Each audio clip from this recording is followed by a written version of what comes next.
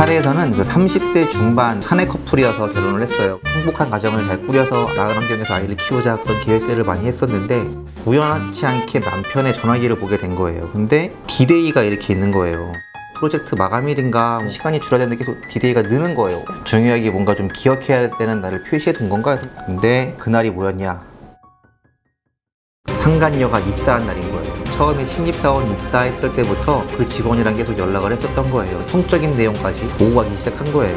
안 보이는데도 뭐 포옹하는 거, 비싼 가방도 사주고 비싼 레스토랑도 가고. 우리 의뢰인한테는 살면서 그렇게 명품 사준 적 없어요. 안녕하세요, 차재승 변호사입니다. 요즘 직장 내 불륜이 갈수록 교묘해지고 있다는 것을 보여주는 대표적인 사례입니다. 계획적인 사내 불륜, 법적으로 어떻게 우리가 대응할 수 있고 처벌받고 종결이 어떻게 되는지 저희가 했던 사례를 중심으로 간단하게 제가 설명을 드리겠습니다. 사례에서는 그 30대 중반 부부 사내 커플이어서 결혼을 했어요.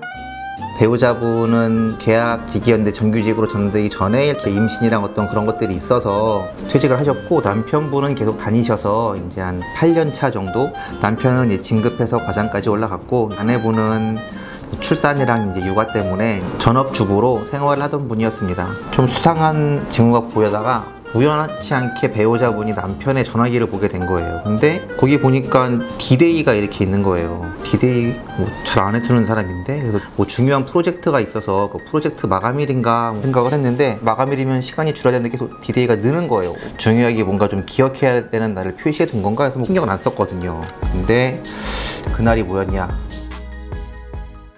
상간녀가 입사한 날인 거예요. 20대 초반 계약직으로 들어온 신입사원이었는데 그날을 디데이로 딱 만들어두고 있었던 거예요. 남편은 처음에 신입사원 입사했을 때부터 처음 입사할 때 뭐 네가 준비를 해야 되는 게 어떤 게 있는지 알려주겠다 뭐 그런 식으로 접근을 하면서 SNS로 그 직원이랑 계속 연락을 했었던 거예요. 그렇게 좀 친해지면서 둘 사이가 좀 더 각별해진 것 같아요. 일반적인 선후배 사이에서 보일 수 없는 성적인 내용까지 오고 가기 시작한 거예요. 저희랑 같이 쭉 업무를 하면서 이제 재판 과정을 통해서 밝혀진 내용들이 있는데, 처음에는 그런 회사 업무적인 내용들을 알려주는 식의 대화 내용들이 쭉 있더라고요.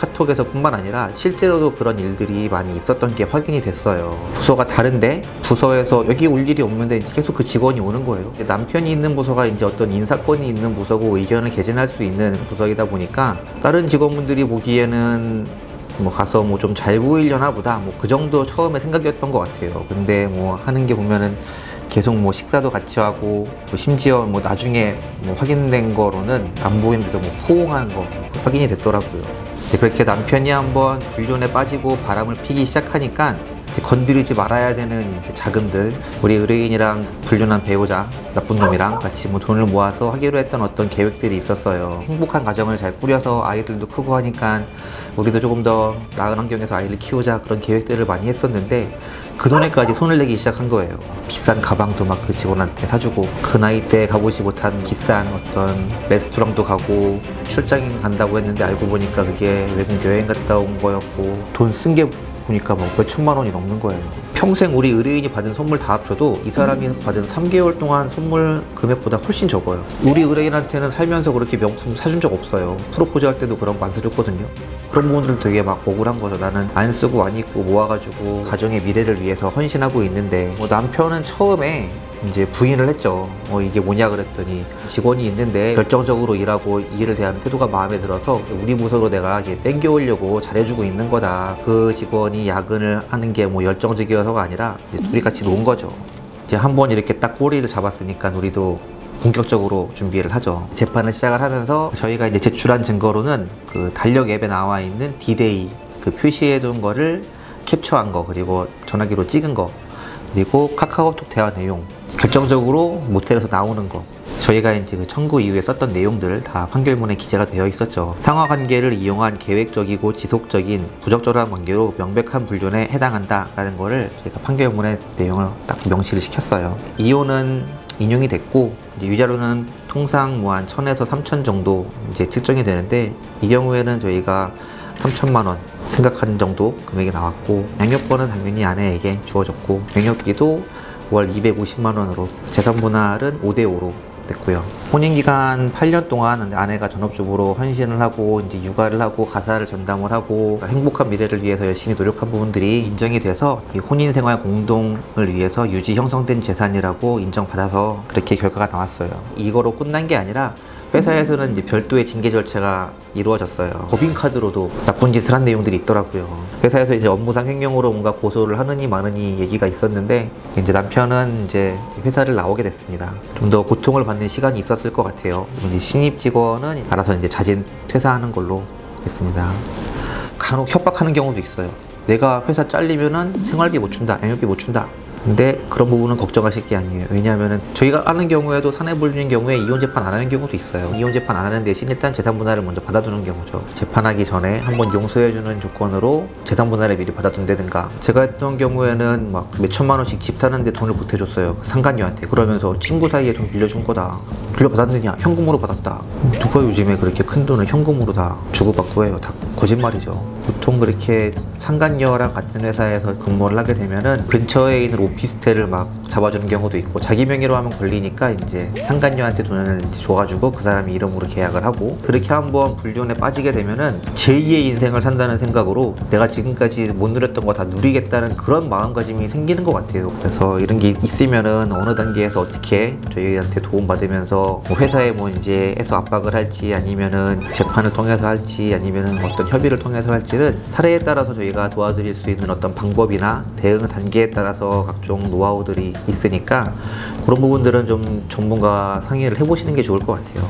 재판하면서 이렇게 증거를 모으는 것도 중요한데 서로 대화한 내용들, 카톡한 내용이 있다든가 DM 보낸 거, 인스타, 뭐 틱톡도 가끔 있는 것 같긴 한데 이메일, 뭐 메신저 그런 거 다 가능할 수 있고, 신용카드 내역서 그런 거 집으로 오고 하니까 그런 것도 다 확인할 수 있습니다. 다행히 같은 회사를 다녔던 사람이고 친구들이 아직 회사에 남아 있었어서 친구를 통해서도 좀 확인을 했어요. 그래서 그렇게 인적인 증거를 통해서도 증거를 확보하실 수도 있습니다. 사내불륜 같은 경우에는 회사의 징계 절차에 관련된 내용들을 문서 제출 명령 형태 그런 거로 다시 받을 수도 있어요. 회사에서 이거를 안 주는 경우도 있는데 실무적으로 해보면은 문서 제출 명령에 불응한 회사는 그렇게 많지 않아요. 법원에 일단은 명령이니까. 그렇게 되면은 우리가 다 어떻게 확보를 해야 되는 그런 증언이나 그런 내용들이 법원을 통해서 확보를 할 수 있는 거죠. 예를 들어서 뭐 징계 절차에서 뭐 증인으로 나왔던 뭐 같은 부서 사람들의 어떤 증언이라든가 진술서를 받는다든가 뭔가 해야 되는데 사람들이 법원에 뭐를 내든다 그러면은 좀 거부감을 느끼고 무서워하는 경우가 있어요. 근데 회사 내부에서 징계 절차 있는 경우에는 그때보다는 훨씬 더 자유롭고 좀 편안하게 내용들을 작성해 주시는 것 같아요. 이런 회사 내부를 통해서 우리가 증거를 확보하는 방법도 있습니다. 사내불륜, 뭐 드라마에서는 단골 소재죠. 근데 그 드라마에서 단골 소재라는 게 실생에서 그만큼 많기 때문이에요. 특히 뭐 어떤 징후들이 있어요. 첫째로 원래 그런 부서가 아닌데 회식이나 뭐 야근을 좀 많아진다. 그리고 회사의 어떤 사람에 대한 이야기가 좀 많아진다. 그게 칭찬일 수도 있고 구박일 수도 있어요. 그런 얘기 안 하던 사람이 하면은 이상한 거죠. 그리고 이제 휴대폰을 조금 더 숨기고 뭐 엎어둔다던가 이제 비밀번호를 안 걸던 걸 걸어둔다든가 뭐 패턴을 바꾼다든가 외모나 패션에 갑자기 신경을 쓰면서 뭐 헬스를 계속 다닌다든가 사내불륜이 같은 경우에는 비슷한 나이대도 있지만 이렇게 나이 차이가 제가 많이 나는 경우에는 30살까지도 봤어요. 그런 경우에는 자기도 뭔가 약간 그 너무 어린 여자랑 다니는 거에 대해서 뭐 X인가 약간 그런 시선을 좀 생각하는 것 같아요. 그래서 젊어 보이려고 하고 노력을 더 많이 하더라고요. 그런 경우가 있으면은 이제 사내불륜을 좀 의심해 보시는 게 어떨까 싶어요. 이제 바람핀 상간녀, 상간남 그 사람들에 대해서도 재판을 통해서 별도의 유죄료를 청구할 수 있어요. 가정을 내 전 배우자랑 상간자가 파기한 거거든요. 가정을 파기한 거는 예전에는 뭐 간통죄로 처벌이 있긴 했지만 간통죄 처벌은 없어졌고 지금은 이 불법행위라는 형태로 위법성이 인정되기 때문에 그거에 대한 손해배상을 받으실 수 있습니다. 사내불륜 같은 경우에는 가정뿐만 아니라 상간자, 전 배우자, 커리어도 같이 파괴하는 중대한 행위입니다. 돌아오면 좋겠지만 돌아오더라도 일단은 확보할 수 있는 내용은 내가 충분히 확보하고 대응이 제가 볼 때는 구체적으로 필요한 유형의 상간인 것 같습니다. 사내불륜과 관련된 궁금한 점은 댓글로 남겨주시면 저희가 또 답변 드리겠습니다. 네, 감사합니다.